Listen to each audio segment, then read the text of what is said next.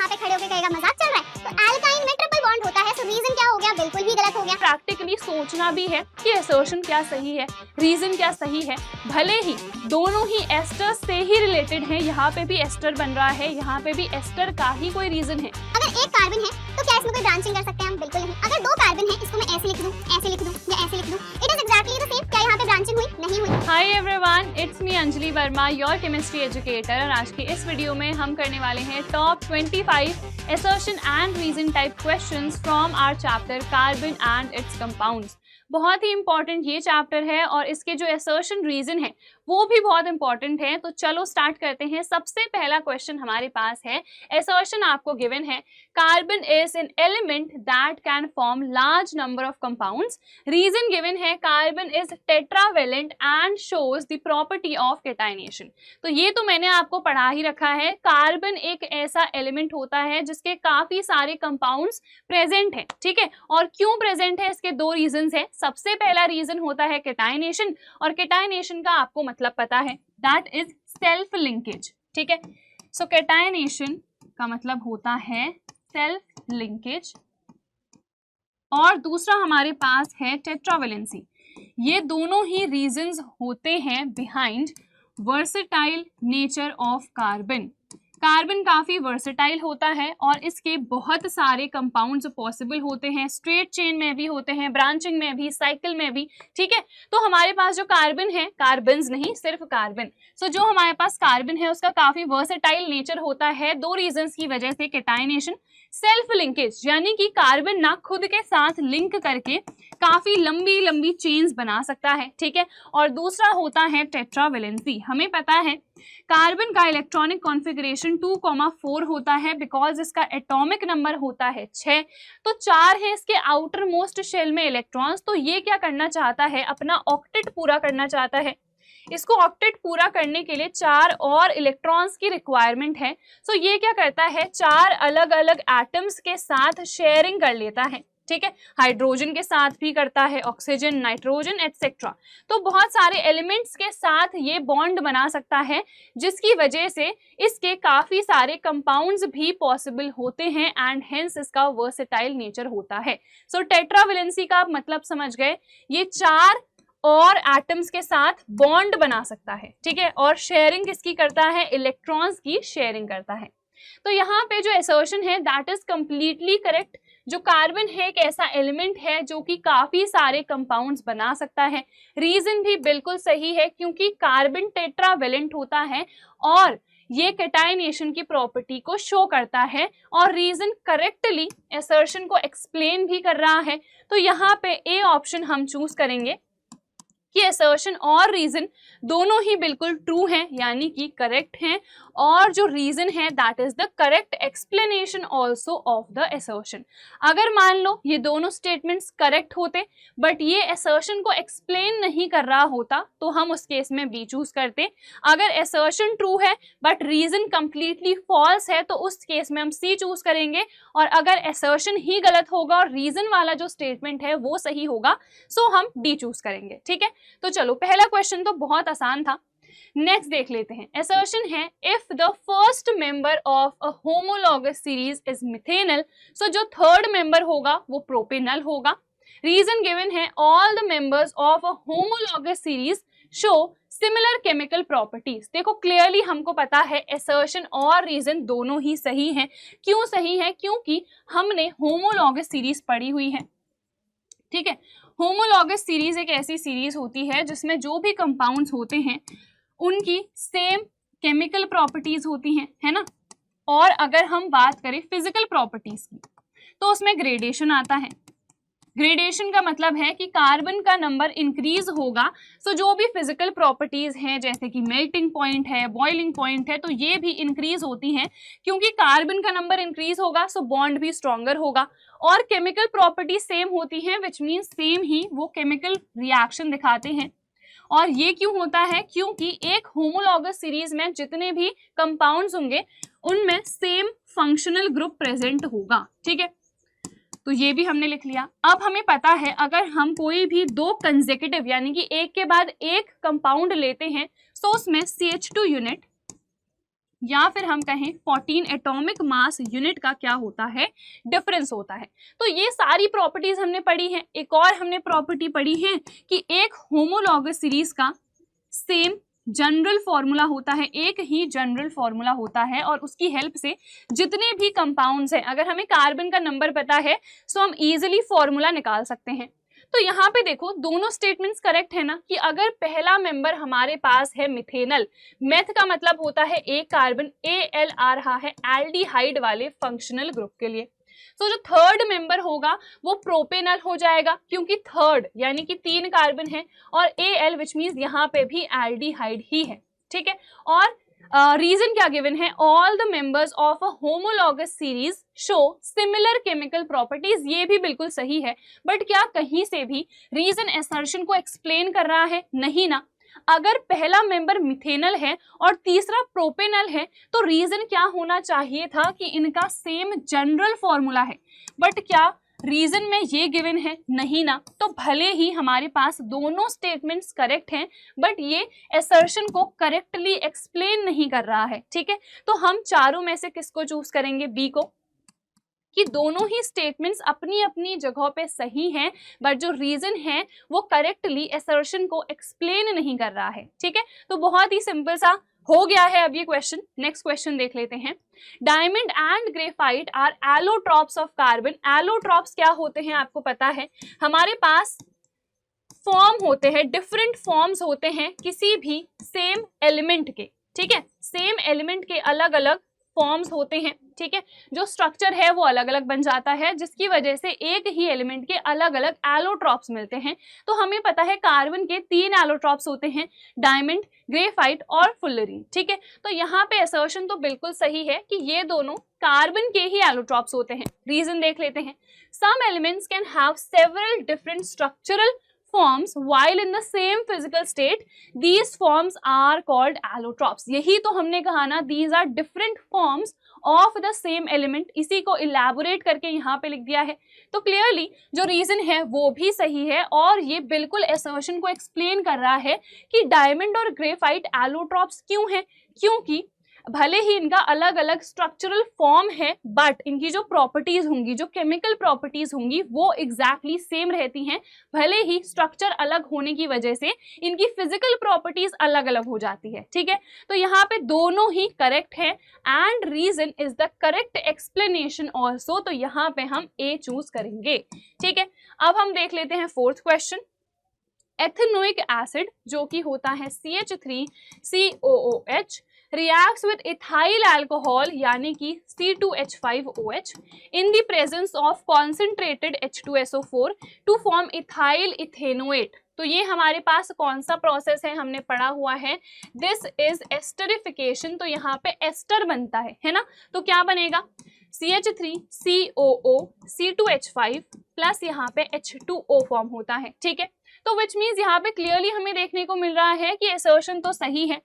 Reason क्या given है, asters are used in ice creams and cold drinks.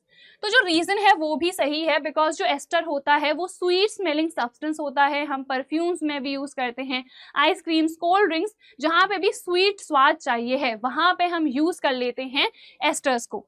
तो हमारे पास असर्शन भी सही है, रीजन भी सही है, बट क्या ये रीजन करेक्टली असर्शन को एक्सप्लेन कर रहा है, नहीं ना। ये तो एक इंडिविजुअल स्टेटमेंट हो गई कि जो एस्टर्स हैं उनका हम इस चीज में इस्तेमाल करते हैं, जो प्रोसेस है वो तो एक्सप्लेन ही नहीं हुई। तो यहाँ पे दोनों स्टेटमेंट्स भले ही करेक्ट हैं, बट ये जो रीजन है वो असर्शन को एक्सप्लेन नहीं कर रहा है, एंड हेंस यहाँ पे हम बी वाला ऑप्शन चूज करेंगे, ठीक है। तो ऐसे हमें प्रैक्टिकली सोचना भी है कि असर्शन क्या सही है, रीजन क्या सही है। भले ही दोनों ही एस्टर से ही रिलेटेड है, यहाँ पे भी एस्टर बन रहा है, यहाँ पे भी एस्टर का ही कोई रीजन है, बट क्या वो लॉजिकली एक्सप्लेन कर रहा है असर्शन को, नहीं कर रहा है। तो इसीलिए हमने यहाँ पे बी चूज करा है, ठीक है। तो ऐसे ही आपको भी एग्जाम में सोचना है, ठीक है। अब देख लेते हैं अगला क्वेश्चन।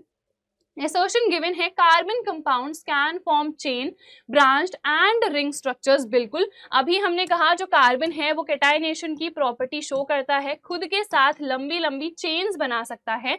तो वो जो हमारे पास नॉर्मल चेन है, ठीक है, स्ट्रेट चेन जिसको हम कहें, तो स्ट्रेट चेन भी बनाता है। ब्रांच्ड चेन्स भी बनाता है और रिंग स्ट्रक्चर्स भी बनाता है। जैसे कि अगर हम साइक्लिक कंपाउंड्स की बात करें तो साइक्लिक कंपाउंड्स जैसे साइक्लोहेक्सेन अगर मैं बनाना चाहूं तो इस तरीके से हम बना सकते हैं ना, यहाँ पे हर कार्बन के पास 2-2 हाइड्रोजन आ जाते हैं। तो साइक्लिक स्ट्रक्चर्स भी पॉसिबल हैं। अब अगर साइक्लिक फॉर्म में नहीं बनाना है, साइक्लोहेक्सेन नहीं बनाना है, सिर्फ मुझे बनाना है हेक्सेन, तो उस केस में स्ट्रेट चेन में भी मैं इसको बना सकती हूँ, है ना, 1 2 3 4 5 6। तो यहाँ पे बस हमको क्या फिल करने हैं, हाइड्रोजन। और इसके अलावा हम ब्रांचिंग में भी बना सकते हैं। 5 मैंने ऐसे ले लिए, 1 मैंने ब्रांचिंग में ले लिया, तो ब्रांचिंग भी पॉसिबल होती है ना। तो यहाँ पे जितने टाइप के स्ट्रक्चर्स हैं वो सब पॉसिबल होते हैं। तो असर्शन बिल्कुल सही है। रीजन है carbon exhibits the property of catenation. तो बस यही हम अभी डिस्कस कर रहे थे और यहाँ पे रीजन में भी वही गिवन है। सो रीजन भी बिल्कुल सही है और रीजन करेक्टली असर्शन को एक्सप्लेन भी कर रहा है कि क्यों यहाँ पे ब्रांचिंग भी पॉसिबल है। साइक्लिक कंपाउंड्स रिंग स्ट्रक्चर ये बना सकता है एंड स्ट्रेट चेन्स भी बना सकता है, क्योंकि इसमें केटाइनेशन की प्रॉपर्टी है, यानी कि ये खुद के साथ लिंक कर सकता है बहुत अच्छे से। और जो कार्बन कार्बन का बॉन्ड होता है ना, ये काफी स्ट्रॉन्ग बॉन्ड भी होता है due to the small size of carbon. ये सारे रीजंस हमने पढ़े हुए हैं। कार्बन का छोटा साइज होता है जिसकी वजह से जो कार्बन कार्बन बॉन्ड है ना वो बहुत ही ज्यादा स्ट्रॉन्ग होता है। ठीक है, तो यहाँ पे अगेन हम क्या चूज करेंगे, ए। दोनों ही सही हैं और रीजन करेक्टली असर्शन को एक्सप्लेन भी कर रहा है। अब नेक्स्ट क्वेश्चन क्या है हमारे पास, carbon monoxide is extremely poisonous in nature. बिल्कुल सही। कार्बन डाइऑक्साइड ये तो उतनी ज्यादा पॉइजनस नहीं होती है जितनी कार्बन मोनोऑक्साइड यानी कि CO ये होती है। तो ये हाईली पॉइजनस होती है। सो असर्शन बिल्कुल सही हमें गिवन है। रीजन क्या है, carbon monoxide is formed by complete combustion of carbon. ये रीजन गलत हो गया। जब भी कार्बन का कंप्लीट कंबशन होता है ना तो हर केस में CO2 गैस फॉर्म होगी। कोई भी कार्बन का आप कंपाउंड ले लो, अगर CO2 फॉर्म हो रही है तो उस केस में कंप्लीट कंबशन है। ठीक है, और कभी भी कार्बन मोनोऑक्साइड फॉर्म हो रही है या फिर सूट डिपॉजिट हो रहा है जो कि कार्बन ही होता है, ठीक है, उस केस में हमेशा ही इनकम्प्लीट कंबशन होता है। ये चीज हमने अच्छे से पढ़ी हुई है कार्बन एंड इट्स कंपाउंड्स के वन शॉट में। तो वहां पे मैंने आपको बताया था कि मेनली जो सैचुरेटेड कंपाउंड्स होते हैं वो क्लीन ब्लू फ्लेम देते हैं और वहां पे जनरली कंप्लीट कंबशन होता है। अगर इनकम्प्लीट कंबशन होता है तो उस केस में सूटी फ्लेम देखने को मिलती है। क्यों? क्योंकि वहां पे कार्बन जनरली डिपॉजिट हो जाता है और इनकम्प्लीट कंबशन में कार्बन मोनोऑक्साइड बनती है, कंप्लीट कंबशन में कार्बन डाइऑक्साइड बनती है। ठीक है, सो कार्बन मोनोऑक्साइड ना कभी भी हम बनने नहीं देते हैं। एक मैं आपको एग्जांपल देती हूँ, इस एग्जाम्पल से आपको सारी चीजें समझ में आ जाएंगी। मम्मी लोग आपसे कहते होंगे अगर आपके घर में कभी सग्गड़ में आग जलती है, ठीक है, तो हमेशा कहते हैं कि इसको अंदर मत लेके आओ। क्यों ना लेके आओ? क्योंकि घर के अंदर लिमिटेड सप्लाई होती है ऑक्सीजन की। लिमिटेड सप्लाई हुई तो इनकम्प्लीट कंबशन हो गया। इनकम्प्लीट कंबशन हुआ सो कार्बन मोनोऑक्साइड बनेगी, जो कि अभी हमने कहा कि पॉइजनस होती है बहुत ज्यादा। तो हमेशा जब भी सग्गड़ वगैरह में आग भी जलाई जाती है ना तो घर के बाहर ही जलाते हैं। क्यों? क्योंकि बाहर क्या है, लिमिटेड सप्लाई तो है नहीं, वहां पे अनलिमिटेड सप्लाई है ऑक्सीजन की। तो वहां पे हमारे पास कंप्लीट कंबशन हो सकता है, बट वो कंप्लीट कंबशन घर के अंदर नहीं हो सकता है। ठीक है, सो अगर आपको कंबशन करना है सो घर के बाहर करना, घर के अंदर करने की जरूरत नहीं है, क्योंकि अदरवाइज कार्बन मोनोऑक्साइड प्रोड्यूस हो जाएगी जो कि हाईली पॉइजनस होती है। अगर हमने इनहेल करा कंटिन्यूसली सो ये डेथ भी कॉज कर सकती है। ठीक है, तो यहाँ पे ये तो हमें समझ में आ गया कि असर्शन बिल्कुल सही है बट रीजन गलत है, क्योंकि मोनोऑक्साइड इनकम्प्लीट कंबशन से बनती है। ठीक है, तो यहाँ पे असर्शन तो ट्रू है बट रीजन क्या है, फॉल्स। तो यहाँ पे सी ऑप्शन हम चूज करेंगे। नेक्स्ट क्वेश्चन क्या है, soaps are not suitable for washing purpose when water is hard. बिल्कुल सही, हमें पता है सोप का फॉर्मूला क्या होता है, RCOONA। ठीक है, दीज आर सोडियम और potassium salt of long chain carboxylic acid. तो ये मेरे पास क्या है, सोप। जो हार्ड वाटर होता है उसमें या तो कैल्शियम आयन होता है या फिर मैग्नीशियम आयन प्रेजेंट रहता है। तो ये इसके साथ रिएक्ट करके स्कम बना देता है। ठीक है, जैसे कैल्शियम की बात करें तो इस तरीके से बन जाएगा। या फिर अगर हम मैग्नीशियम की बात करें तो इस तरीके से, और जो हमारे पास आयन है उसको हम रिमूव कर देंगे। ठीक है, तो ये हो गई इसकी बैलेंसिंग। तो ये जो यहाँ पे बनता है ना, ये स्कम होता है, स्कम इज द प्रेसिपिटेट। तो अगर प्रेसिपिटेट ही बन रहा है तो क्लीनिंग ऑब्वियसली हो नहीं पाएगी। सो हार्ड वाटर में कोई फायदा नहीं होता है सोप को यूज करेगा। हार्ड वाटर में हमेशा ही हम डिटर्जेंट को इस्तेमाल करते हैं। ठीक है, और क्यों सोप को इस्तेमाल नहीं करते हैं हार्ड वाटर के साथ? क्योंकि ये स्कम बनाता है, यानी कि प्रेसिपिटेट बनाता है। सो लैदर फॉर्मेशन नहीं होती है। ठीक है, क्योंकि जितनी भी चीज है वो तो प्रेसिपिटेट में चली गई है ना। तो यहाँ पे असर्शन तो बिल्कुल सही है। रीजन क्या है? Soaps have relatively weak cleansing action. देखो रीजन है तो सही, क्योंकि यहाँ पे एक वर्ड लिखा है रिलेटिवली। अगर हम सोप्स और डिटर्जेंट्स को कंपेयर करें तो सोप का जो क्लेंजिंग एक्शन है ना वो उतना ज्यादा अच्छा नहीं होता है as compare to detergents. Detergents का जो क्लेंजिंग एक्शन है वो बहुत ही अच्छा होता है। ठीक है, तो यहाँ पे रीजन भी सही है, बट रीजन कहीं से भी असर्शन को एक्सप्लेन नहीं कर रहा है। क्योंकि इसका रीजन क्या होता, जो मैंने यहाँ पे आपको डिटेल में एक्सप्लेन कराया है कि स्कम बनता है जिसकी वजह से क्लेंजिंग एक्शन अच्छा नहीं हो पाता है। ठीक है, तो यहाँ पे दोनों ही सही है, बट रीजन करेक्टली असर्शन को एक्सप्लेन नहीं कर पा रहा है। तो यहाँ पे हम क्या चूज करेंगे? B. B will be the correct answer over here. Next question है, assertion है, in a candle wax vapors burn in sufficient supply of oxygen which leads to blue flame. अभी मैंने बताया था जहां पे भी complete combustion होता है एक clean blue flame देखने को मिलती है, और mostly ये होता है सैचुरेटेड कंपाउंड्स के केस में। ठीक है, सो यहाँ पे जो assertion है वो तो बिल्कुल सही है। रीजन क्या है? when the oxygen supply is sufficient then fuels burn completely producing a blue flame. बिल्कुल सही, अभी मैंने बताया था अगर ऑक्सीजन सप्लाई अच्छी है, सफिशिएंट है, लिमिटेड नहीं है, तो उस केस में क्या होगा? कंप्लीट कंबशन होगा, और कंप्लीट कंबशन में हमेशा ही हमें ब्लू फ्लेम देखने को मिलती है। ठीक है, तो एसर्शन भी सही है, रीजन भी सही है, और ये करेक्टली एक्सप्लेन भी कर रहा है कि क्यों यहाँ पे ब्लू फ्लेम हमको मिल रही है। तो विच मीन्स यहाँ पे हम ए चूज करेंगे। दोनों ही सही है, एंड जो रीजन है वो करेक्टली असर्शन को एक्सप्लेन भी कर रहा है। ठीक है, I think this is clear. Next है assertion, alkenes give addition reaction. बिल्कुल गलत हो गया, हमें पता है जो एडिशन रिएक्शन है वो अनसैचुरेटेड कंपाउंड्स देते हैं, अनसैचुरेटेड हाइड्रोकार्बन्स देते हैं, जो कि क्या होते हैं? Alkenes and alkynes. ठीक है, तो यहाँ पे ये जो हमने कहा ये तो बिल्कुल ही गलत है, एल्केन्स नहीं देते हैं। एल्केन्स कौन सी रिएक्शन देते हैं? तो ये सब्स्टिट्यूशन रिएक्शंस को देते हैं। ठीक है, रीजन क्या है? Addition reactions are a characteristic property of unsaturated hydrocarbons. तो ये वाला रीजन तो बिल्कुल सही है, क्योंकि जब भी डबल बॉन्ड होता है या ट्रिपल बॉन्ड होता है सो यहाँ पे हाइड्रोजन ऐड हो पाते हैं, और ये जो डबल या ट्रिपल बॉन्ड है ये टूट जाते हैं। ठीक है, तो यहाँ पे रीजन तो बिल्कुल सही है। एक एडिशन रिएक्शन का एग्जांपल देख लेते हैं। जैसे मेरे पास ये क्या है? इथीन। ठीक है, अब इथीन में मैंने हाइड्रोजन जोड़ा H2, और हमेशा ये एक कैटलिस्ट की प्रेजेंस में रिएक्शन होती है। कैटलिस्ट क्या होता है? एक ऐसा सब्सटेंस जो कि रेट ऑफ रिएक्शन को इंक्रीज करता है बिना उस रिएक्शन में खुद पार्टिसिपेट करे। ठीक है, तो यहाँ पे कैटलिस्ट हम निकल लेते हैं, या प्लैटिनम, या फिर पैलेडियम, ये सब हमारे पास कैटलिस्ट होते हैं। ठीक है, तो क्या होता है? देखो हाइड्रोजन HH, दो एटम्स यहाँ पे प्रेजेंट होंगे, एक एटम यहाँ पे चले जाएगा। ठीक है, यहाँ पे आके जुड़ जाएगा, और एक एटम यहाँ पे जुड़ जाएगा। ठीक है, तो बस, और ये जो डबल बॉन्ड है ये टूट जाता है।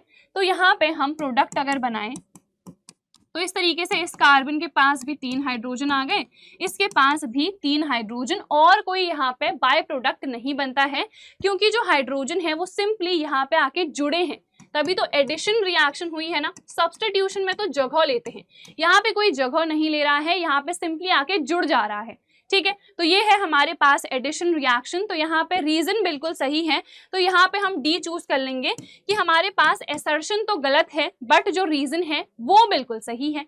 अब अगला क्वेश्चन देखते हैं। नेक्स्ट क्वेश्चन है, n butane and isobutane are examples of isomers. बिल्कुल सही। अगर हम ब्यूटेन के आइसोमर्स डिस्कस करें, सबसे पहले तो आइसोमर्स होते क्या हैं ये जानना इंपॉर्टेंट है। आइसो का मतलब क्या होता है? सेम। ठीक है, तो हमारे पास ऐसे कोई भी 2 या 3 कंपाउंड्स जिनका सेम मॉलिक्यूलर फॉर्मूला होता है बट इनका डिफरेंट स्ट्रक्चरल फॉर्मूला होता है, या फिर हम कहें इनका डिफरेंट स्ट्रक्चर होता है, उनको हम क्या कहते हैं, उनको हम आइसोमर्स कहते हैं। ठीक है, जैसे अगर हम ब्यूटेन की बात करें, सो ब्यूटेन का फॉर्मूला क्या होता है, C4H10। तो ये हो गया इसका मॉलिक्यूलर फॉर्मूला।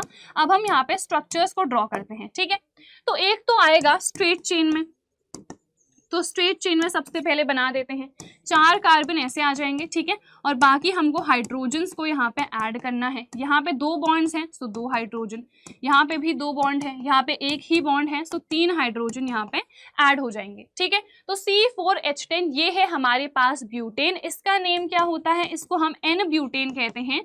जहां भी स्ट्रेट चेन बनती है सो N आगे से हम जोड़ देते हैं। दूसरा आता है हमारे पास आइसोब्यूटेन, उस केस में ब्रांचिंग आ जाएगी और सिंगल ब्रांचिंग आनी चाहिए। ठीक है, सिंगल ब्रांचिंग में इसको हम आइसो लिख देते हैं। तो यहाँ पे 3 कार्बन ऐसे ले लिए, 1 कार्बन मैंने ले लिया ब्रांचिंग में। अब हम हाइड्रोजन्स को जोड़ते हैं, यहाँ पे 3 आ जाएंगे। ठीक है, यहाँ पे देखो 3 बॉन्ड कंप्लीटेड है तो 1 ही हाइड्रोजन आएगा। यहाँ पे देखो 3 बॉन्ड्स आ सकते हैं, 3 हाइड्रोजन आ सकते हैं, और यहाँ पे भी 3। अब काउंट कर लो, 4 कार्बन है और हाइड्रोजन को काउंट करोगे सो 10 ही आएगा। तो यहाँ पे जो मॉलिक्यूलर फॉर्मूला है वो सेम है ना, इसका नेम क्या है, आइसोब्यूटेन, बट जो स्ट्रक्चर है वो अलग अलग बन रहा है। यहाँ पे क्या है, ब्रांचिंग है, यहाँ पे क्या था, स्ट्रेट चेन थी। सो जो स्ट्रक्चर है दैट इज डिफरेंट, इसीलिए इनको हम क्या कहते हैं, आइसोमर्स। तो असर्शन तो हमारे पास बिल्कुल सही है। रीजन क्या है, isomerism is possible only with hydrocarbons having 4 और मोर कार्बन एटम्स। ये रीजन भी बिल्कुल सही है। अब अगर हमारे पास 3 कार्बन तक कार्बन्स होंगे तो उसमें आइसोमेरिज्म पॉसिबल नहीं है, क्योंकि इनमें ब्रांचिंग पॉसिबल ही नहीं होती है। ठीक है, क्यों नहीं पॉसिबल होती है देख लेते हैं। अगर 1 कार्बन है तो क्या इसमें कोई ब्रांचिंग कर सकते हैं हम, बिल्कुल नहीं। अगर 2 कार्बन है, इसको मैं ऐसे लिख दूं, ऐसे लिख दूं या ऐसे लिख दूं, it is exactly the same. क्या यहाँ पे ब्रांचिंग हुई, नहीं हुई। ठीक है, अगर हमारे पास 3 कार्बन है तो इसको मैं ऐसे भी लिख सकती हूँ, ऐसे भी लिख सकती हूँ, it is exactly the same thing. तो यहाँ पे कुछ चेंजेस नहीं हो पा रहे हैं, ये सेम ही स्ट्रक्चर बन रहा है, अलग अलग स्ट्रक्चर नहीं है। अब आप कहोगे मैम ये स्ट्रेट जा रहा है और इसमें देखो ब्रांचिंग हो गई, तो ऐसा नहीं होता है। आप एक मेन चेन को काउंट करो without taking your pen up. ठीक है, पेन को बिना उठाए, यहाँ पे देखो तो ये एक स्ट्रेट चेन बन रही है, ये देखो ये बिल्कुल स्ट्रेट है, ये बिल्कुल स्ट्रेट है। अगर हमने ब्रांचिंग में डाल दिया है, देखो यहाँ पे कार्बन आ गया तो ये एक स्ट्रेट आई और इस पे जाने के लिए आपको पेन उठानी पड़ी। तो यहाँ पे ये स्ट्रेट चेन है और ये इसकी ब्रांचिंग है, यहाँ पे ऐसी कोई ब्रांचिंग नहीं हो रही है। सो यहाँ पे जो हमारे पास रीजन वाला स्टेटमेंट है ये भी बिल्कुल सही है कि आइसोमेरिज्म सिर्फ 4 या फिर 4 से ज्यादा कार्बन वाले कंपाउंड्स या हाइड्रोकार्बन्स में ही पॉसिबल होती है। बट क्या रीजन असर्शन को करेक्टली एक्सप्लेन कर रहा है, तो बिल्कुल नहीं। रीजन क्या होना चाहिए था कि एन ब्यूटेन और आइसोब्यूटेन आइसोमर्स के एग्जाम्पल क्यों हैं, इसलिए हैं बिकॉज दोनों का ही सेम मॉलिक्यूलर फॉर्मूला है, बट जो स्ट्रक्चर है वो अलग अलग बन रहा है। ठीक है, तो ये चीज यहाँ पे रीजन में नहीं लिखी है, जिसकी वजह से ये असर्शन को एक्सप्लेन नहीं कर पाया। तो यहाँ पे A, B, C, D इसमें से कौन सा होगा करेक्ट, B, कि दोनों ही सही हैं बट ये असर्शन को करेक्टली एक्सप्लेन नहीं कर पाया। ठीक है, चलो अब हम देख लेते हैं नेक्स्ट यहाँ पे क्या है। नेक्स्ट क्वेश्चन ये रहा, saturated hydrocarbons are chemically less reactive. तो असर्शन बिल्कुल सही है। जो भी अनसैचुरेटेड होते हैं क्योंकि उनमें डबल और ट्रिपल बॉन्ड होता है, सो वो जनरली हमारे पास ज्यादा रिएक्टिव होते हैं इन नेचर। ठीक है, रीजन क्या है, all the valencies of carbon atom are satisfied by single covalent bonds. तो रीजन भी यहाँ पे बिल्कुल सही है, क्योंकि जो भी हमारे पास सैचुरेटेड कंपाउंड्स होते हैं ना उसमें सिंगल बॉन्ड ही होता है। ठीक है, और रीजन असर्शन को करेक्टली एक्सप्लेन भी कर रहा है, क्योंकि जो सैचुरेटेड हाइड्रोकार्बन्स होते हैं ना वो लेस रिएक्टिव इसीलिए होते हैं क्योंकि उनमें सिंगल बॉन्ड होता है, और जो अनसैचुरेटेड हैं वो ज्यादा रिएक्टिव इसलिए हैं क्योंकि उनमें डबल या फिर ट्रिपल बॉन्ड प्रेजेंट रहता है। ठीक है, तो यहाँ पे दोनों ही सही हैं and reason is the correct explanation also.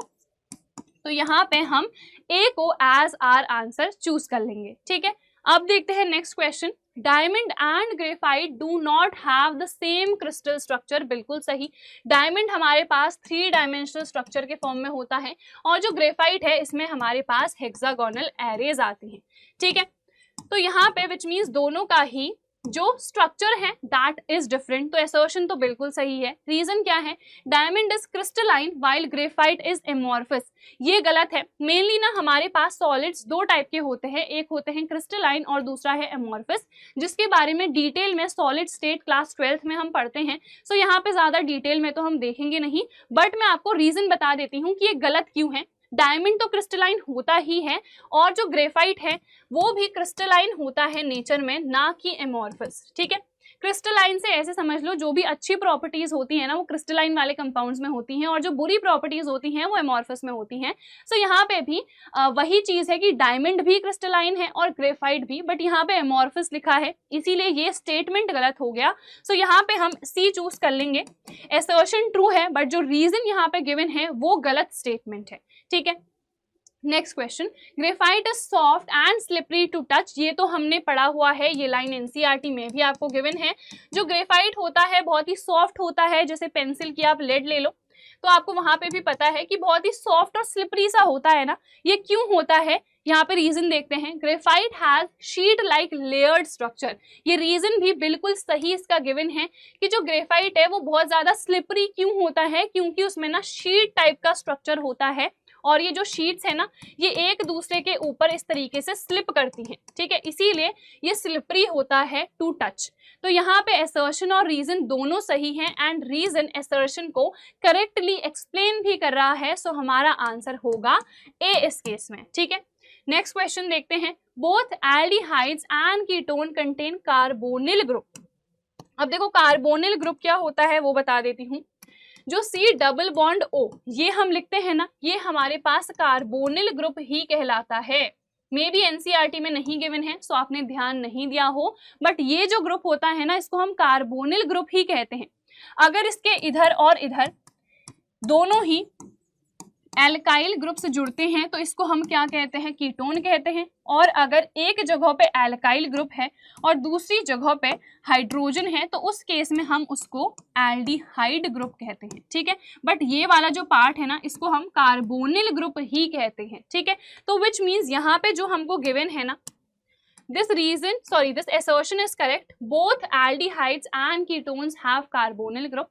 फिर रीजन क्या है, इन aldehydes the functional group is attached to at least one hydrogen atom, ये भी हमारे पास बिल्कुल सही है। एल्डिहाइड में जो फंक्शनल ग्रुप है ये वाला उसमें एटलीस्ट एक हाइड्रोजन होता है, ठीक है। यहाँ पे हमारे पास हाइड्रोजन होता है और यहाँ पे कोई एल्काइल ग्रुप होता है, ठीक है। तो विच मीन्स यहाँ पे रीजन भी सही है, बट क्या रीजन असर्शन को एक्सप्लेन कर रहा है कि क्यों दोनों में ही कार्बोनिल ग्रुप है, नहीं ना। ये दोनों क्या है, इंडिविजुअल स्टेटमेंट्स है। जहां पे भी आपको इंडिविजुअल करेक्ट स्टेटमेंट्स देखने को मिले तो आप डायरेक्टली जाके बी चूज कर लो कि दोनों ही सही है, बट ये कुछ इसको एक्सप्लेन करता हुआ तो नहीं दिख रहा है, अलग अलग स्टेटमेंट्स हो रही हैं वो, ठीक है, अलग अलग बातें वहां पे हो रही हैं। तो विच मीन्स यहाँ पे हमारा आंसर बी आ जाएगा। तो अब हम देख लेते हैं हमारा नेक्स्ट क्वेश्चन। नेक्स्ट क्या है, इन alkenes, alkenes and alkynes the valency of carbon is always 4। Obviously carbon की अगर हम बात करें, चाहे वो सिंगल बॉन्ड बनाए, चाहे डबल, चाहे ट्रिपल, उसकी वैलेंसी हर केस में 4 ही रहती है ना। वो 4 ही तो बॉन्ड बनाता है, तो उसकी वैलेंसी कितनी रहेगी, 4 ही रहेगी। तो यहाँ पे असर्शन बिल्कुल सही है। रीजन क्या है, all hydrocarbons except alkenes contain double bonds. Reason तो बिल्कुल ही गलत हो गया, क्योंकि हमें पता है एल्केन्स में होता है सिंगल, इसके अलावा हमारे पास एल्कीन्स हैं, इनमें डबल बॉन्ड होता है, और एल्काइन में ट्रिपल बॉन्ड होता है। यहाँ पे तो इन्होंने कह दिया कि एल्केन के अलावा सब में डबल बॉन्ड है, ऐसा तो है नहीं। एल्काइन फिर वहां पे खड़े होकर कहेगा मजाक चल रहा है, तो एल्काइन में ट्रिपल बॉन्ड होता है। सो रीजन क्या हो गया, बिल्कुल ही गलत हो गया। तो यहाँ पे हम सी को चूज कर लेंगे कि असर्शन तो सही है बट रीजन यहाँ पे इन्होंने गलत दिया हुआ है, ठीक है। फिर है assertion graphite is a good conductor of electricity. बिल्कुल सही, ये हमारे पास एक एक्सेप्शन होता है जो भी हमारे पास नॉन मेटल्स होते हैं वो इलेक्ट्रिसिटी को कंडक्ट नहीं करते हैं, बट ग्रेफाइट जो कि कार्बन का एलोट्रॉप होता है ये इलेक्ट्रिसिटी को कंडक्ट करता है, क्योंकि इसके पास एक फ्री वैलेंस इलेक्ट्रॉन बच जाता है। तो यहाँ पे रीजन भी बिल्कुल सही हो गया और इसने इसको करेक्टली एक्सप्लेन भी करा हुआ है, तो यहाँ पे हम चूज कर लेंगे ए, यानी कि असर्शन और रीजन दोनों ही बिल्कुल सही हैं एंड रीजन असर्शन को करेक्टली एक्सप्लेन भी कर रहा है। अब देखते हैं 17th question. Functional group present in alcohol is OH, बिल्कुल सही। अल्कोहल में OH फंक्शनल ग्रुप होता है और जब हम इसके नेमिंग में आते हैं सो लास्ट में OL लिख देते हैं, ठीक है। रीजन क्या है? It is the same group as present in water, hence water and alcohol have similar properties। बिल्कुल नहीं, ऐसा कुछ नहीं होता है। H2O इस केस में कोई फंक्शनल ग्रुप नहीं होता है। यहाँ पे क्या होता है, पानी में आपको पता है कोवलेंट बॉन्डिंग होती है और मैंने आपको बताया था ये पोलर कोवलेंट बॉन्डिंग होती है, ठीक है। तो ये जो रीजन यहाँ पे लिखा है पूरा स्टेटमेंट ही बहुत ही इलॉजिकल है, ठीक है, कोई सेंस नहीं बना रहा है, तो गलत हो गया। तो यहाँ पे हम सी चूज कर लेंगे कि असर्शन तो बिल्कुल सही है, बट जो रीजन है that is completely falls in this case. Next है assertion ethanol is first member of the alcohol homologous series, बिल्कुल गलत। अल्कोहल सीरीज की अगर हम बात करें तो एक कार्बन भी तो उसमें हो सकता है ना, तो विच मीन्स जो पहला मेंबर होगा वो मेथनॉल होगा, तो यहाँ पे assertion तो गलत है। रीजन क्या है? A homologous series can be represented by a general formula, ये तो अभी हमने देखा था, एक होमोलॉगस सीरीज का एक ही जनरल फॉर्मूला होता है। तो यहाँ पे रीजन सही है, तो कौन सा हो जाएगा? डी। कि हमारे पास असर्शन तो गलत है बट जो रीजन है दैट इज ट्रू। तो हमारे पास 18 क्वेश्चंस हो चुके हैं। 19th पे आते हैं। Carbon and its compounds can be used as fuels, बिल्कुल सही। जितने भी कार्बन के कंपाउंड्स होते हैं ना हम एज फ्यूल्स यूज कर सकते हैं। जैसे हमने पढ़ा भी है कि एथनॉल वो as an additive in petrol भी इस्तेमाल किया जा रहा है। तो जितने भी कंपाउंड्स हैं ना उनको हम एज फ्यूल्स यूज कर सकते हैं। तो असर्शन बिल्कुल सही है। रीजन क्या है? They are highly inflammable and have high calorific value, which means वो काफी ज्यादा हमको एनर्जी प्रोवाइड करते हैं और easily they can get burn, ठीक है, तो बर्न हो सकते हैं वो इजिली। तो रीजन बिल्कुल सही है और रीजन असर्शन को बिल्कुल सही तरीके से एक्सप्लेन भी कर रहा है ना कि क्यों हम कार्बन और उसके कंपाउंड्स को एज फ्यूल्स यूज कर पा रहे हैं, क्योंकि बहुत ज्यादा इन्फ्लेमेबल हैं और इनकी हाई कैलोरीफिक वैल्यू होती है, विच मीन्स ये बहुत ज्यादा अमाउंट में हमको हीट एनर्जी भी प्रोवाइड करते हैं।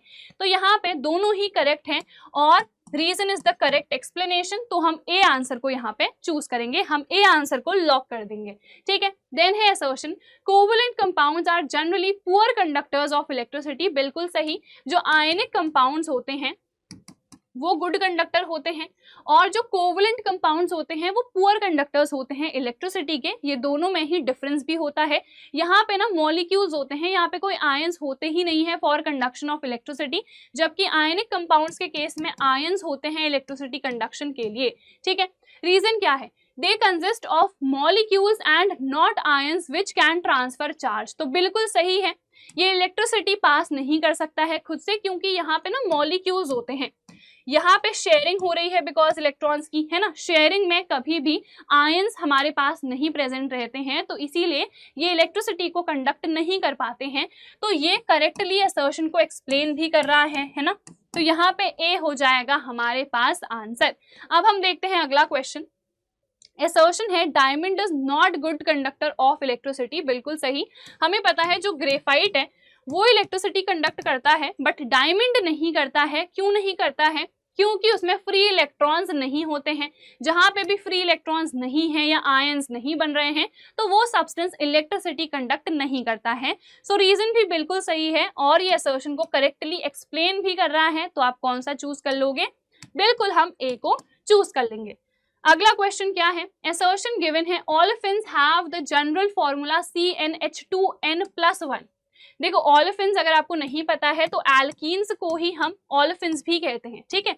जो एल्केन्स होते हैं ना उनको हम पैराफिन्स भी कहते हैं। तो अगर आपको पैराफिन्स या ऑलेफिन्स गिवन है तो कंफ्यूज नहीं होना है। जो हमारे पास ऑलेफिन्स हैं वो एल्कीन्स हैं और हमें पता है एल्कीन्स का जनरल फॉर्मूला CnH2n होता है, यहाँ पे +1 भी आ गया है, तो क्या ये सही है? बिल्कुल नहीं, ये हमारे पास गलत है। So assertion is wrong over here. Reason को पढ़ते हैं। There is at least one double bond between two carbon atoms in their molecules। तो अगर हम olefins की बात करें यानी कि alkenes की बात करें, so at least एक डबल बॉन्ड तो होगा ही। तो रीजन तो बिल्कुल सही है, तो कौन सा हो जाएगा आंसर? असर्शन फॉल्स है, बट रीजन यहाँ पे क्या है? बिल्कुल ट्रू है, करेक्ट है। नेक्स्ट है कार्बन पोजेस प्रॉपर्टी ऑफ कैटाइनेशन। बिल्कुल सही, इतने बार हम पढ़ चुके हैं, कार्बन में टेट्रावेलेंसी है और कैटाइनेशन है। रीजन देख लेते हैं। Carbon atoms form double as well as triple bonds during catenation. बिल्कुल सही, अगर हम कैटाइनेशन की बात करें तो उसका यही मतलब है कि खुद के साथ लिंक कर सकता है, वो खुद के साथ सिंगल बॉन्ड भी बनाता है, डबल भी बनाता है, ट्रिपल भी बनाता है, ठीक है। तो क्या ये असर्शन को करेक्टली एक्सप्लेन कर रहा है? नहीं कर रहा है, क्योंकि कार्बन में कैटाइनेशन होने का रीजन ये होता है कि जो कार्बन कार्बन का बॉन्ड है ना, वो काफी स्ट्रॉन्ग है। और ये स्ट्रॉन्ग क्यों है मैंने अभी आपको बताया, due to the small size of carbon. तो यहाँ पे क्या ये रीजन गिवन है? नहीं, तो इसका करेक्ट एक्सप्लेनेशन नहीं हुआ, भले ही इंडिविजुअली दोनों ही स्टेटमेंट्स क्या हैं? करेक्ट हैं। तो यहाँ पे हम बी चूज करेंगे कि दोनों ही सही तो हैं, करेक्ट हैं, बट जो रीजन है वो करेक्टली असर्शन को एक्सप्लेन नहीं कर रहा है, ठीक है। तो चलो अब हम लास्ट के 2 क्वेश्चंस देख लेते हैं। असर्शन है 2 members of a homologous series have similar chemical properties. बिल्कुल सही, अभी हमने पढ़ा था जो केमिकल प्रॉपर्टीज है वो हमेशा ही सेम रहती हैं, जो फिजिकल प्रॉपर्टीज हैं वो इंक्रीज करती हैं जैसे जैसे कार्बन का नंबर इंक्रीज करता है, ठीक है। उसके बाद रीजन क्या है? Propane and butane are members of same homologous series. बिल्कुल सही है। प्रोपेन में 3 यहाँ पे कार्बन होंगे और कार्बन कार्बन के बीच में सिंगल बॉन्ड होगा। देन ब्यूटेन में हमारे पास 4 कार्बन होंगे, अगेन यहाँ पे भी सिंगल बॉन्ड होगा, तो एक ही होमोलॉगस सीरीज में ये आते हैं। बट क्या यहाँ पे असर्शन को एक्सप्लेन करा रीजन ने? केमिकल प्रॉपर्टी सेम होने का क्या रीजन होता है? मैंने आपको बताया कि सेम फंक्शनल ग्रुप प्रेजेंट रहता है सारे ही एलिमेंट्स में। तो क्या यहाँ पे ये रीजन है? नहीं ना, भले ही इंडिविजुअली दोनों ही क्या है? करेक्ट है, बट ये कहीं भी असर्शन को एक्सप्लेन नहीं कर रहा है, तो अगेन यहाँ पे हम बी को चूज करेंगे, ठीक है। तो इस तरीके से बहुत घुमा के क्वेश्चंस पूछे जाते हैं, तो आपको कंफ्यूज नहीं होना है, ठीक है, अच्छे से स्टेटमेंट्स को पढ़ना है। नेक्स्ट है assertion diamond is the hardest natural known substance. बिल्कुल सही, डायमंड जो है अगेन कार्बन का एलोट्रॉप है और ये एक एक्सेप्शन होता है। जनरली जो भी नॉन मेटल्स होते हैं ना वो बहुत ही ज्यादा सॉफ्ट होते हैं, बट डायमंड एक ऐसा एक्सेप्शन है जो सबसे ज्यादा हार्ड होता है। रीजन क्या गिवन है? Diamond is used for cutting marble, granite and glass. बिल्कुल सही, बट क्या कहीं भी रीजन ने असर्शन को एक्सप्लेन करा? नहीं करा। और क्यों नहीं करा उसका रीजन जानते हैं। यहाँ पे जो डायमंड है, ठीक है, वो 3 डायमेंशनल स्ट्रक्चर शो करता है। 3D स्ट्रक्चर अगर वो शो करता है तो इसकी वजह से ही इसका जो स्ट्रक्चर है वो बहुत ज़्यादा हार्ड हो जाता है। तो यहाँ पे जो रीज़न है ना, दैट इज उसका 3 डायमेंशनल का स्ट्रक्चर। तो यहाँ पे रीज़न, ये स्टेटमेंट तो सही है बट करेक्ट एक्सप्लेनेशन नहीं हो पाया, क्योंकि करेक्ट एक्सप्लेनेशन होना चाहिए था उसका स्ट्रॉन्ग 3 डायमेंशनल स्ट्रक्चर, ठीक है। तो यहाँ पे अगेन हम क्या चूज करेंगे? B. So B will be the correct answer over here. तो जितने भी क्वेश्चंस थे हमने सारे ही प्रैक्टिस कर लिए हैं। आई होप आपको ये वीडियो पसंद आई होगी। मिलते हैं नेक्स्ट वीडियो में बहुत सारे और इंटरेस्टिंग क्वेश्चंस के साथ। टिल देन चैनल को डेफिनेटली सब्सक्राइब कर लेना। Bye everyone, take care and all the very best.